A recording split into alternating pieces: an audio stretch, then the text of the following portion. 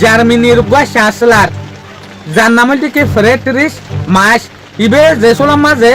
US আর ইসরায়েলে ইরানের ওরে এটেক করছে ইয়ার হরে ইয়াগবে বায়ান দিল দেখি সোশ্যাল মিডিয়ার মাঝে আইরে ইরানের যোগ্য হুকুমত আছে বা এই 7 ভিতরে ধ্বংস হয়ে যাবে ইয়া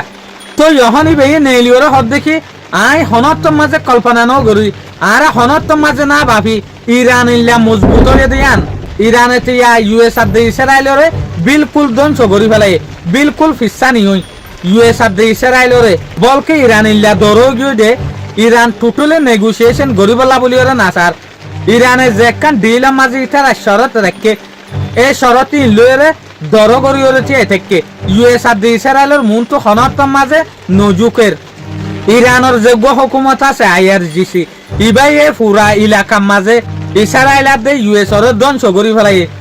করি ফেলাই স্যার মৃত্যু আরা নদী কি দে ইউএস আর দে ইসরায়েলে ইরানের নরম করি ফারিব দিয়ান তাহলে হন মানছে হইলেও দিয়া